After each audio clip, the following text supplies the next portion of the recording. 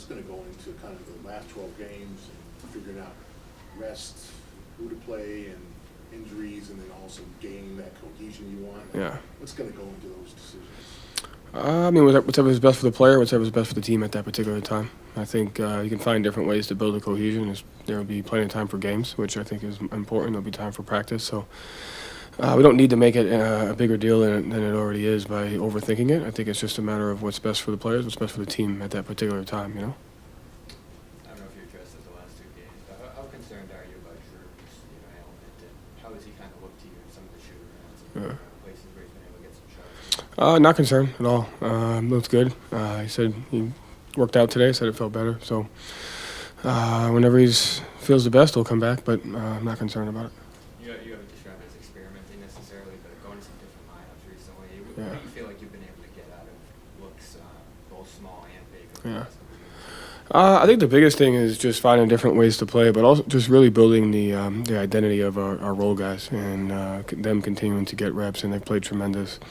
But anytime you can get those guys playing really well, it's really important heading for the playoffs because it gives you depth, it gives you opportunity, it gives you flexibility. So that's the biggest thing, that and just building a collective approach to how we want to go into every single game on both ends of the floor. You said you're going to need those guys down the line. Do you feel going into the postseason, maybe compared to a year ago, more comfortable, going to different lineups, different guys, deeper in your roster in those environments? No, I mean, we did some of that last season as well. Changed the lineup a couple times, changed up the rotation at the start of quarters. So we did that last year. So I feel about the same as far as that. I think, the guys this year have gotten more time because of the, situation that we're in and that we've been in the last few weeks resting. So I think they've gotten more opportunity to just kind of build their reps, So going through last year's playoff run kind of help inform how you want to test out different pairings, groupings over the kind of structure of the regular season, look ahead to this playoff?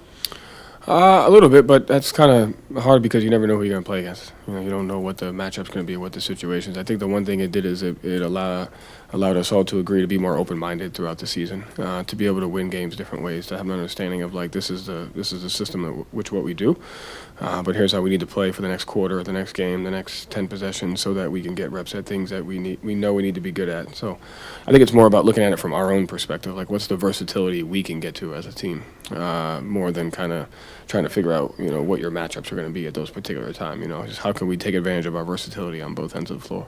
And Derek gets Player of the Week again. Feels like every time he gets that award, it's like he stepped up if somebody was hurt. He gets bigger usage, more opportunity, and he puts up those numbers. Just how has Derek been being able to kind of scale his game?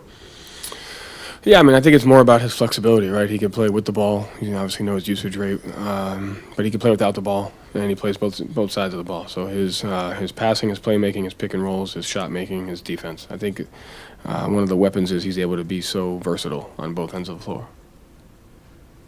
Joe, does West Virginia ever reach out to you, like they just named a coach?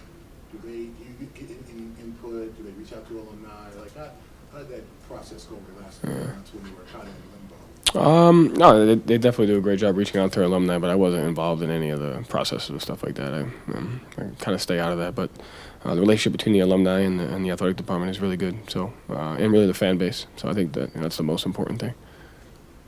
Thank you, Joe. Thank you.